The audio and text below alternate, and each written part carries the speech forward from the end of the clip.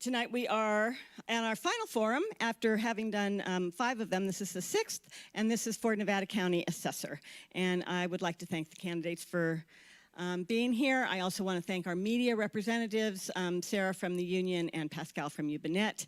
And a shout out to Nevada County Media, who is streaming this live and also providing a recording of it for viewing later on. This forum is brought to you as a result of a grant that the League of Women Voters got from Nevada County. That grant is called, here you go, the Nevada County American Rescue Plan Act Allocation for Community and Economic Resiliency. And what we call it is the Resiliency Grant. And it was given to several nonprofits, many nonprofits in Nevada County to help them get back on their feet after a rough couple of years. So we are appreciating that. We're appreciating that funding because it actually is the reason why we are able to bring this to you. If you are happy to be able to watch these forums, if you appreciate it, please consider supporting the League. Especially consider becoming a member. And our website has membership information. You could also make an easy donation on the website as well if you'd like to support this work. So I am about ready to introduce our moderator tonight. He is working with the candidates right now. They're doing the flip of the coin to decide who speaks first and who speaks last. I just want to remind people that we will be back again for the general election, and those forums will probably start in September. So prepare for those. Our moderator tonight is Jeff Pettit. He is a longtime member of the League of Women Voters, former captain in the Sheriff's Department, and Jeff, I'm going to pass it over to you. Thank you, Janice. Good evening and welcome to the Candidates Forum for the Nevada County Assessor, sponsored by the League of Women Voters of Western Nevada County. My name is Jeff Pettit and I will be moderating tonight's program. So let's go over some ground rules that will help us get the most out of our time together tonight. And I'm going to kind of go through these pretty quick because I know we did get a late start. So please remember, we maintain a neutral environment, meaning nothing candidate or issues related may be shown during the forum. Please refrain from any outbursts. In other words, please do not cheer, boo, hiss, stomp, or anything of the sort. Audience, we also ask that you hold your applause until the end of the forum to allow the candidates as much time as possible to express their views on the issues. And please take a moment to silence your cell phones if you have them. Audience questions should be neatly written, or should be written neatly on some cards. Will our card readers raise their hand, or our card runners raise our hands? So if you do need a card, just raise your hand and one of our card runners will bring you a card. You can write down your question. We ask that only one question per card, and then raise your hand and they will pick up your card. I also ask that you please write as legible as possible and to keep your questions as short as possible. We will be reviewing them during the event tonight. This evening we are presenting the candidates vying for the office of the Nevada County Assessor. The role of the Assessor's Office is to locate taxable property, identify ownership, and establish value for the tax assessment rules. There are 2 candidates currently running, Rolf Kleinhans and Gerald Bouchard. In addition to the audience written questions for these candidates, we have a media panel who will pose verbal questions directly. Our media panel are from UBNet, Pascal Fusshaller, and from the Union, Sarah Jackson. Thank you both for being here. Candidates will have 2 minutes apiece for opening and closing statements, and they will have 1.5 minutes apiece to answer questions.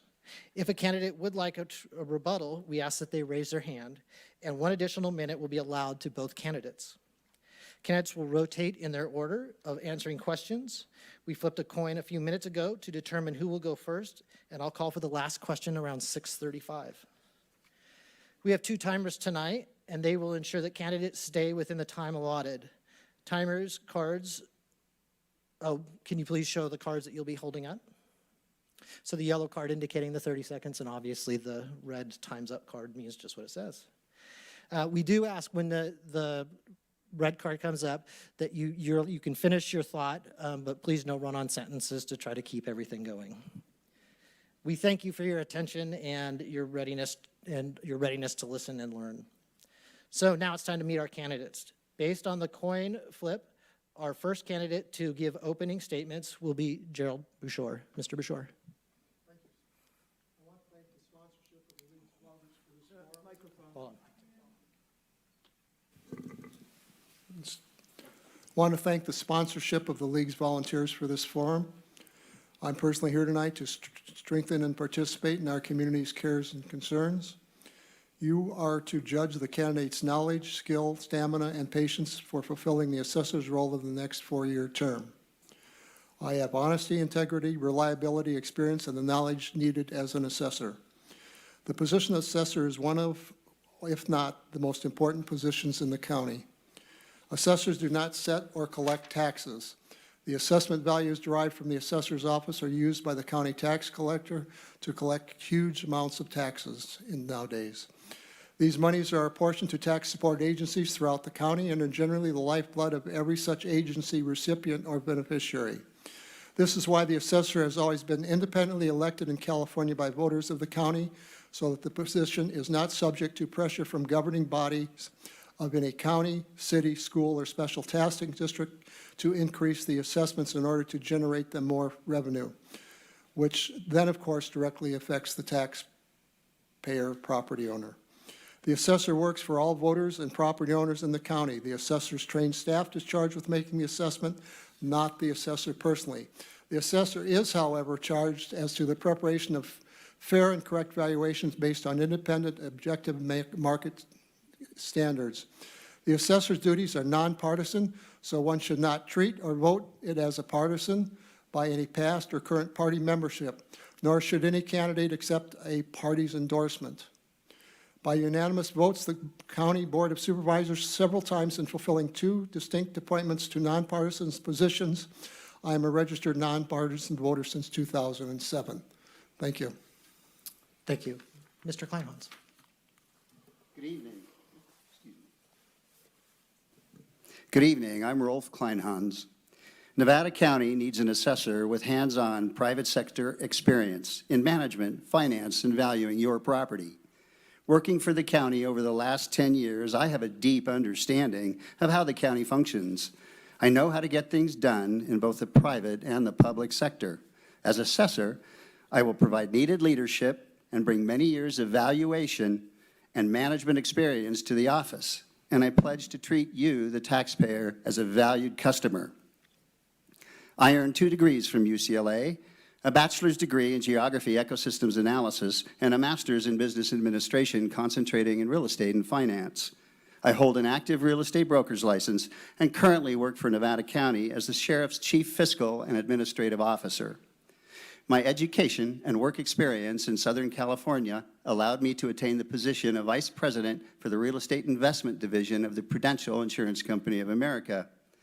I had management and project development experience with many types of real estate. My work required valuing and reporting on those market values. I had a staff of 200 people and sole responsibility for the creation, implementation, and accountability of operating budgets in excess of $80 million annual revenues. After moving here in 1995, my work included real estate brokerage, development, consulting, and valuation. I have in-depth knowledge of valuation processes and market impacts on values. I've loved living here with Karen and raising our 3 sons. I've served our community by volunteering for many local organizations, including the Economic Resource Council, and enjoyed coaching youth soccer, volleyball, and basketball. Currently, I serve at the state level as president of the California Association of Public Administrators, Public Conservators, and Public Guardians. Thank you. Thank you. We will now move into some of our questions, and to get us started on the questions portion of the forum, we will begin with a media question. Candidates, you will have a minute and a half piece to answer, and Mr. Kleinhans, you'll have the first question. The first media question comes from Yubanet. Good evening, candidates. That question is to me, is that correct? No, sir, you will answer second. Thank you. Okay, so question. The assessor's office, of course, works with a lot in the building department because we have several people who send us a question related to that. Basically, people take out a permit to get an addition to their house, a standby generator. The work is inspected, it's done, inspected. After a while, there is a letter that comes from the assessor's office saying, hey, you took out a building permit. Did you do the work? And if so, send us an invoice so that we can adjust your property tax. In your opinion, is there a more sensible or more automated way to handle that so that there's not one extra step? Could there be more integration with building and assessor? Yes, I believe there could be. We have a pretty sophisticated IT department here at Nevada County, and what would come to my mind is the ability to put those finalized permits into SharePoint. And SharePoint is a common database that the county can use, and you can make it so either any department can access that or restricted people within a department can access that. So they could access that information directly. What would be missing in that case is the value, because the permit has nothing to do with the value of the work done. It just has to do with what you're asking to be done.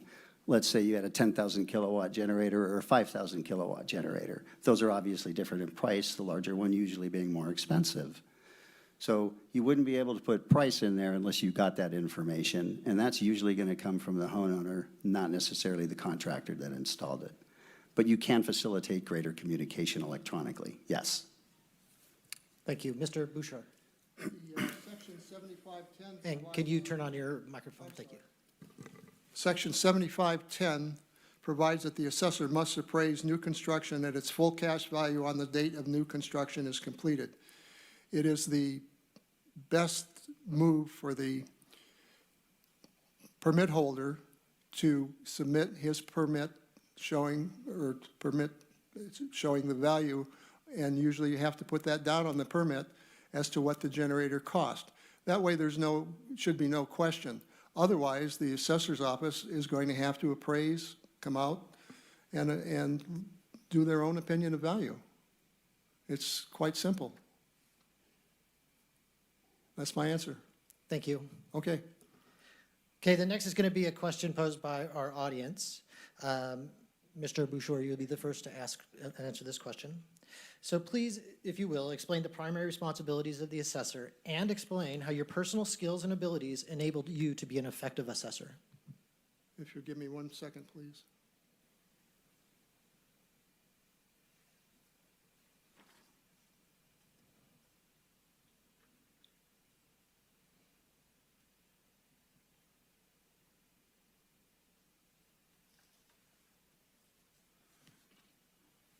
The assessor has many functions to do, and what you're talking about is one of them.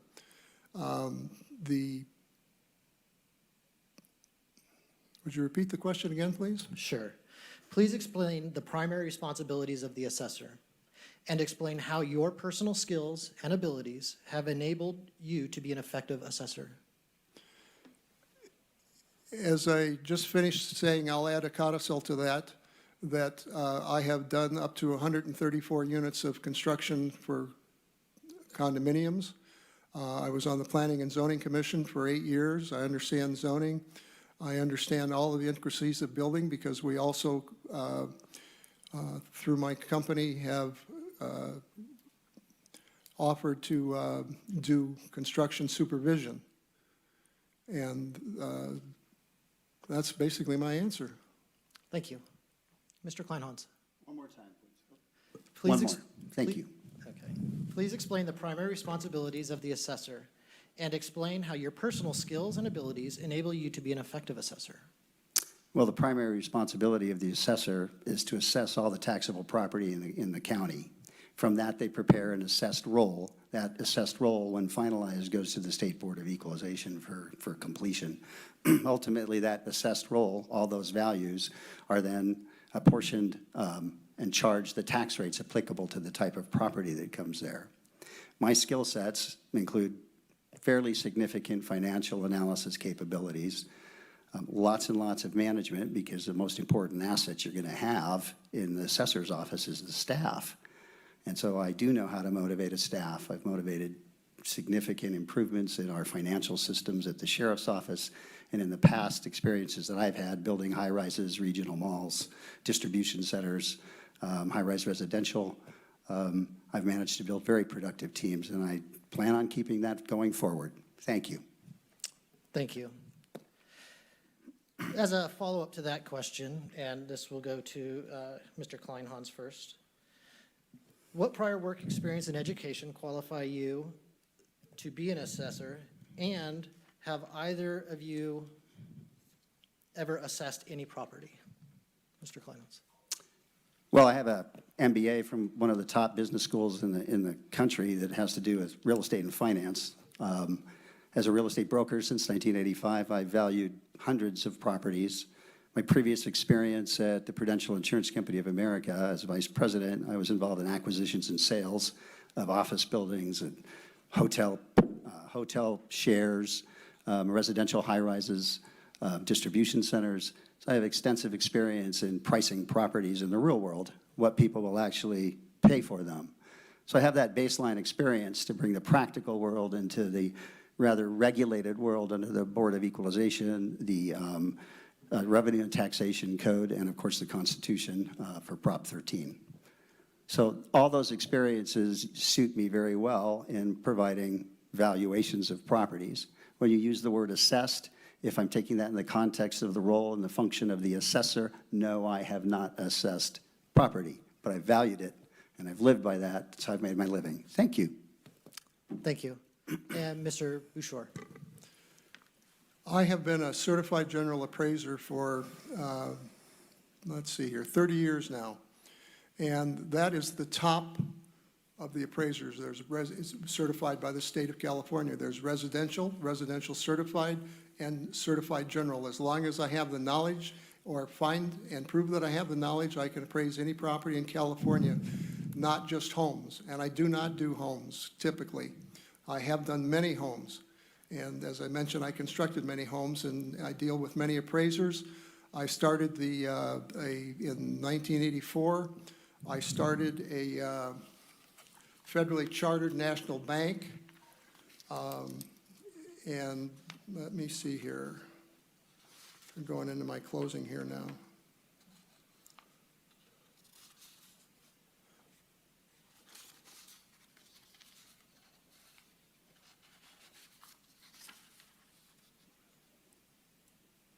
Anyway, I had the bank for 10 years. It was merged. I managed all of the assets, the employees. I was the main director on of the bank. I was on the loan committee. I also, being a certified general, reviewed all of the appraisals that came into the bank. I managed assets of $75 million. And by the time the bank merged into another one, that bank had become a premier performing bank. And besides that, I do have and carry a real estate broker's license.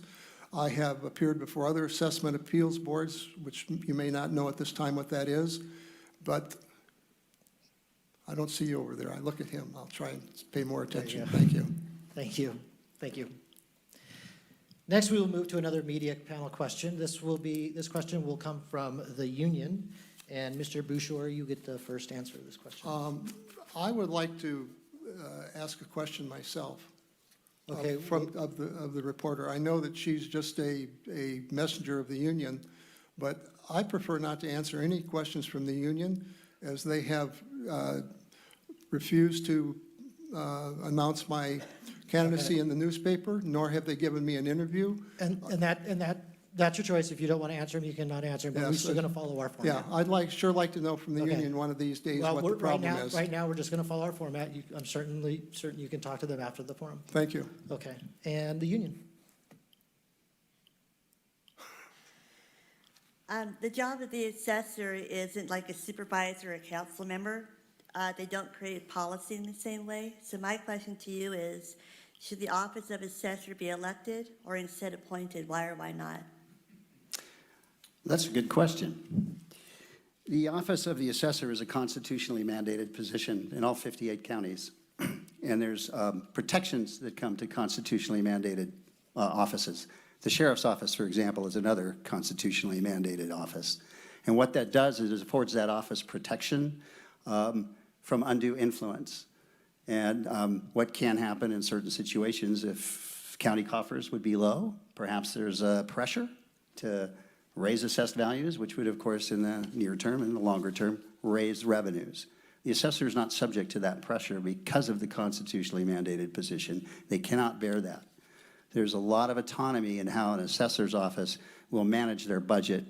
The control that the Board of Supervisors will have is how much money. Here's your amount of money, and you now get to choose as the assessor how you will spend that money, where it needs to be allocated, how you can best allocate that to maximize the efficiency of collecting the data and running up with an assessed value.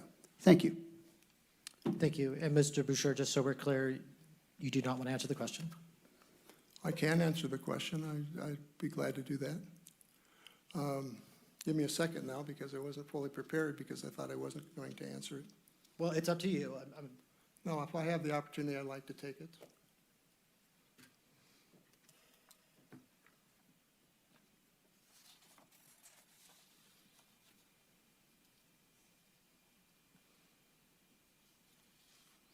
The things that Ralph said have proven that this is why the assessor has always been independently elected in California by the voters of the county, so the position is not subject to pressure from any governing body or any county, city, school, or special taxing district, as he's mentioned, to increase assessments in order to generate more revenue, which then, of course, directly affects the taxpayer.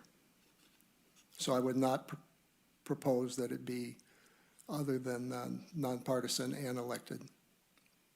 Thank you. Appreciate that. Next, we're going to move to an audience question, and this is a two-part question. This will be Mr. Kleinhans will get the first answer. How much would currently unpermitted, unassessed real property improvements contribute to Nevada County revenues if they were added to the tax rolls? And would it be appropriate to use county's newly acquired drones to identify such properties? Well, that's a politically charged question. First off, drone use, that's not allowable right now for even sheriffs in a life and death type of situation. Drone use, you're starting to impact other people's property rights. But that's a policy decision that would be made by the Board of Supervisors at a minimum, certainly not the assessor's office. If you're improving your property by law, you need to get a permit, and you're supposed to do that through the appropriate way. Permits are there for the reason of ensuring that your construction is to code for a lot of reasons, most of them being public safety and your own personal safety. So I think people should do that. Bringing people into compliance, that has been a challenge for the county since I moved here in 1995. There's been all kinds of challenges that come up with bringing people in that have made improvements that they have done. I'm always in favor of a carrot, and if you could provide some form of reduced capability for somebody that's done something and perhaps bring them in, everybody's better off. But that's, again, a policy decision beyond the assessor's office. Thank you. Thank you. Mr. Boucher. I would not support that kind of action personally without deep thought. And as to how much would it bring in the county, of course, I have no idea because we don't know what's out there. I don't have access to drones flying over and when the sheriff's department looks for fields. But that right now, as I understand it, is a very hotbed of activity, and people are upset that the county is even talking about it. But I, as the assessor, would have to do what I'm instructed to do.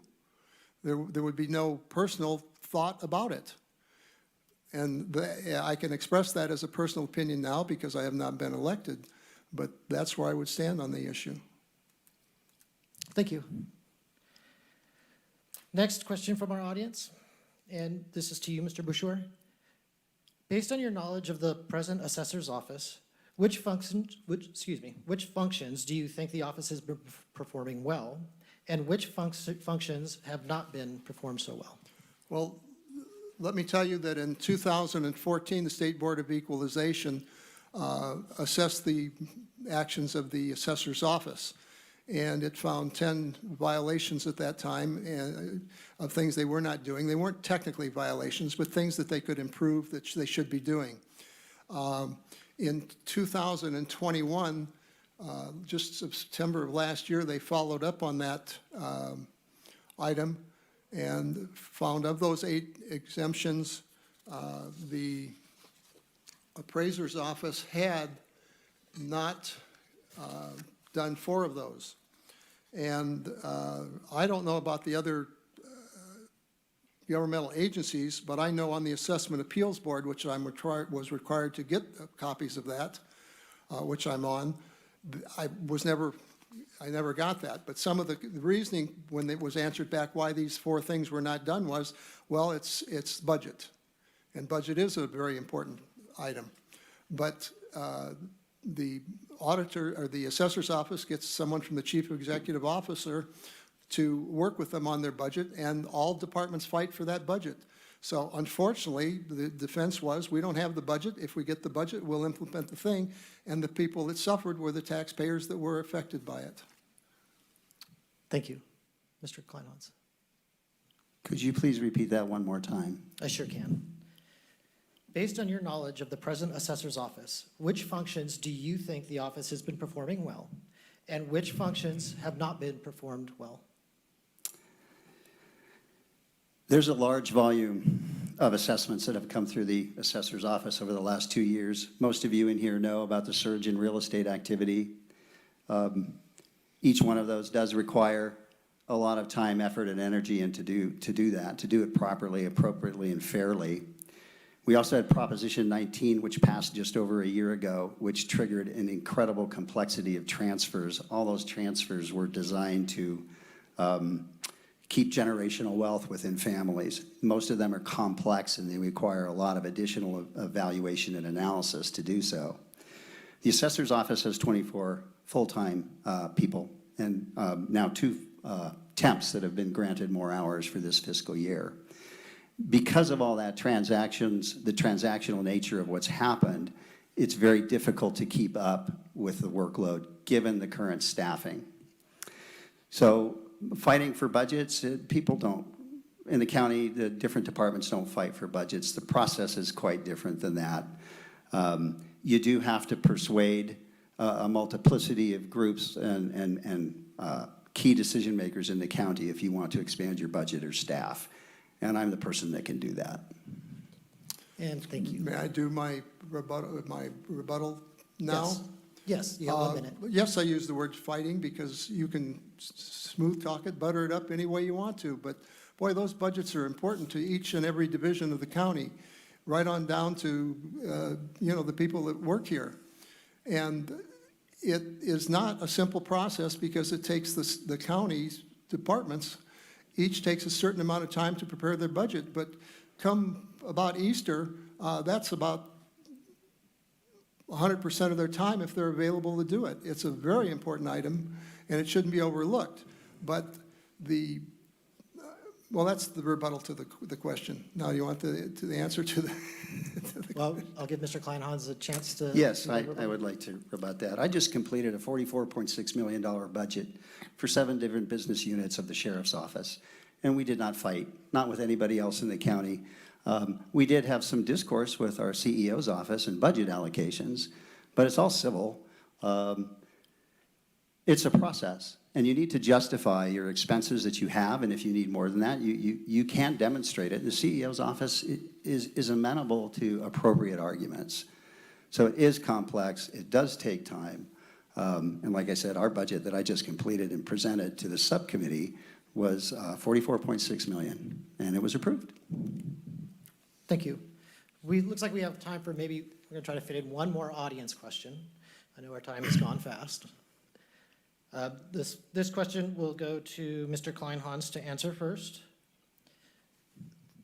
Though the Office of Assessor is not a lawmaking office, what is your view of Proposition 13 and recent calls to reform or abolish it?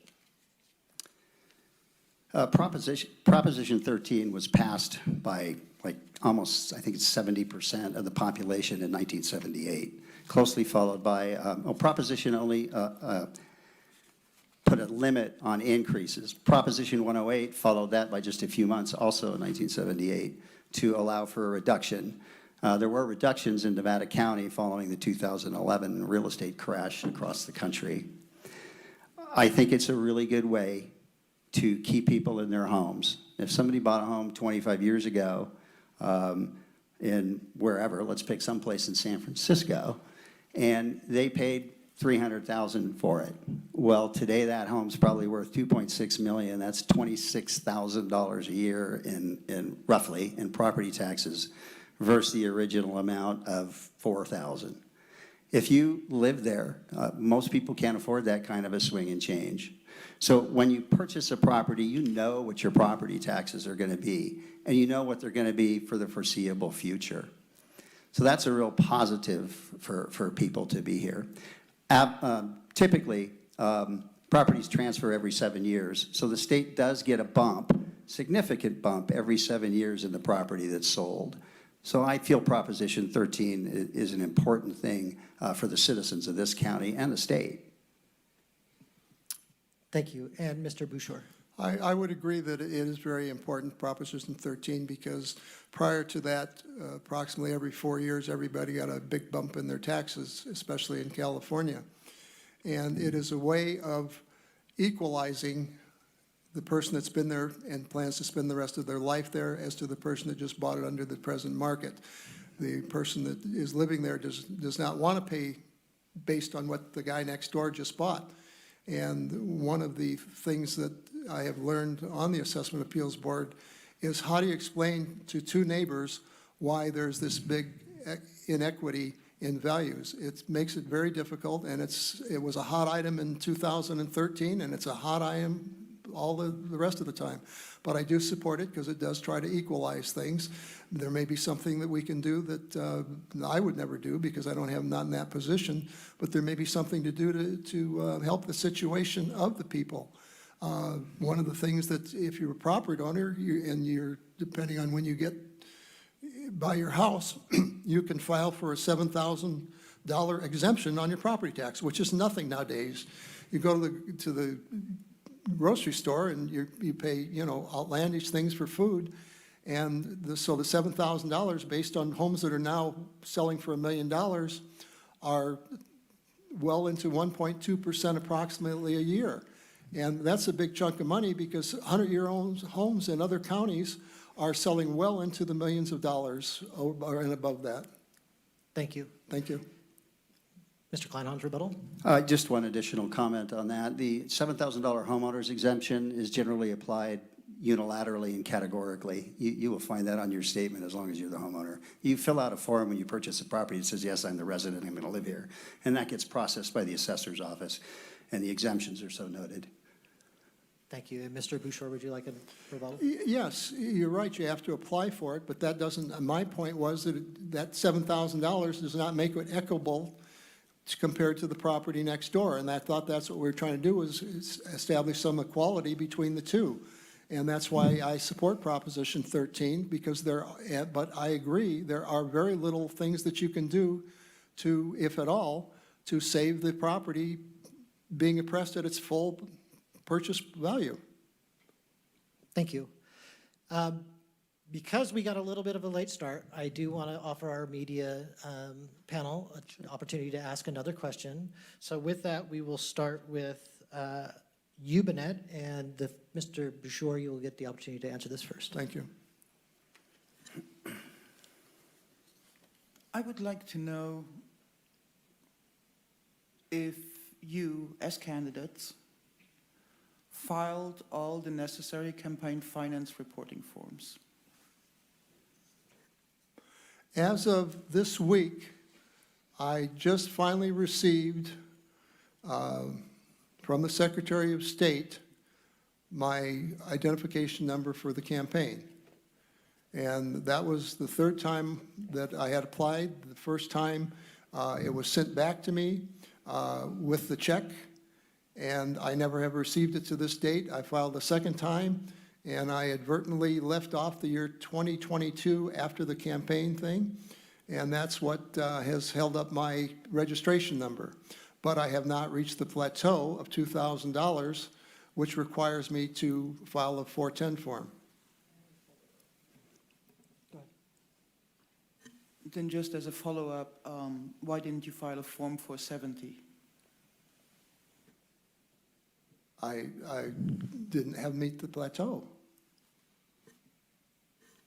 There's a Form 460 for any candidate that raises more than $2,000. I haven't raised more than Any $2,000. other candidates who do not reach the $2,000 are required to file a Form 470. That is in the FPPC rules and regulations, and that form was due on April 28th. I have no answer to that. I didn't file the question, the form. Thank you. And Mr. Kleinhans. Could you please repeat the first question so I get it clear? Have you filed all the necessary campaign finance reporting? To my knowledge, yes. I've hired a professional firm out of Sacramento that specializes in treasury items and compliance with FPPC rules and regulations. To my knowledge, I have filed everything I'm required to do. And thank you. And our last question from the media will come from the union. And Mr. Kleinhans, you will answer this one first. Why is it important to have the Office of Assessor separate from Auditor, Controller, Treasurer, and Tax Collector? That's an interesting question because at one point they wanted to commingle some of the different offices. It's sort of like I feel that this is a bit like if you put them all together, it's the fox guarding the hen house. Because the auditor controller is supposed to be separate from the treasurer tax collector. The treasurer tax collector collects all the money and safeguards it within guidelines for safety and security and return. The auditor controller manages the outflows of the money and compliance with rules and regulations on the inflow of the money. So the person writing the checks doesn't reconcile the bank accounts is what that means. That's standard and normal separation of function in any auditing situation, government or private. The assessor is a separate, completely separate, has no function like keeping the money, getting a return, or writing checks, or putting in place the controls on the money flows and who gets what. That's a completely separate office. And as I had mentioned previously, it's a constitutionally mandated office. It's recognized as needing to stand alone without undue influence from any other organization. Thank you. And Mr. Bouchard. The last part of his answer was that it's constitutional, means that to change it, it's that simple. You'd have to change the Constitution. That's the whole answer to the question as I understand it. Thank you. Okay, now we were going to move to our closing statements. And to begin, we will hear closing statements first from Mr. Bouchard. Thank you.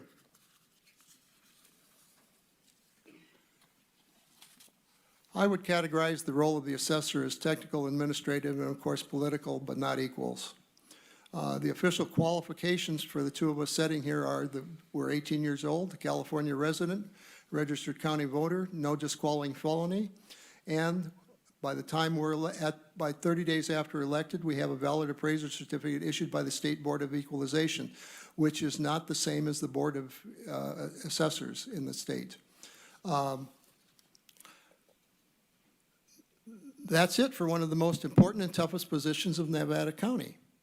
I don't know if you're aware, but 1, 2, 3 of the last 5 assessors walked away or resigned. Of 24 since 1850, 14 did not finish a 4-year term. 6 assessors served 1 plus or minus year. My experience is broad with fulfillment and concludes a founder of a California nationally federally chartered bank opened in 1984, as I mentioned, and I served on that as director of the board until the bank's merger in 1994. During this time, I was responsible, among others, for the oversight of its investments, appraisal reviews, loan committee, employees, management of the bank's real property and assets of $76,550,000 rounded. And as I mentioned, during this tenure, it became a rated premier performing bank, which was the reason for the merger because somebody else wanted it. My first appointment in the county was unanimous and is still current and was by the Nevada County Board of Supervisors in 2017, a trustee of the public-owned Nevada Cemetery District with 27 cemeteries under my care. It is now the only public district entity in the county that stands year after year financially on its own. The Assessment Appeal Board is a state-authorized tribunal adjudicating disputes between the assessor's office and the property owner. It has the authority rule of the assessor's to rule for the assessor's office, the property owner, or determines its own independent candidate. I have been chairman of that Tribunal since 2012. Prior to that time, it was an annual rotation. Thank you, Mr. Boucher. Thank you. And now we will go to Mr. Kleinhans. Mr. Kleinhans, you have 2 minutes. Okay. As we've already talked about, the assessor's office is a constitutionally mandated position. The oversight of that office does come from the State Board of Equalization, and they don't have very high standards that you have to meet, as was already outlined. I have a significant level of education and experience above those minimum standards. I have the kind of experience and knowledge that will benefit the office and continue to benefit the county. In our ever-changing economy, timely and accurate assessments reflect the changing markets and are required so that there's never going to be an undue burden on the taxpayers. I'm committed to upholding Proposition 13 and all other tax relief measures that are available to property owners. I do want to speak a little bit about our assessor's office. The current assessor, Sue Horn, has been in that office for 12 years and has served the county faithfully for that 12 years, facing many challenges, and was a supervisor before that. I'm also pleased to be able to say that Assessor Sue Horn has endorsed me for this campaign and for this office because she feels that I do have the experience, skill sets, management knowledge that will best benefit the office. I'm seeking the office of assessor because I do have the necessary skill sets, the knowledge, education, training, and experience in both private and public sector work to be effective. I've been valuing property for more than 35 years, and it's actually what I like to do. Your help and support are critical in bringing my management skills and valuation expertise to the office of assessor. I'm asking for your vote. Thank you. Thank you. And thank you to everybody who came out tonight, and for those of us, or those that are listening or watching online, or maybe watching this at a later time. Will everybody please join me in a round of applause for our candidates tonight? Thank you. And with that, I'd also like to thank our media partners, Nevada County Media, the Union, and Ubinet for being here tonight. And please, everybody, have a safe night. Thank you. Thank you all.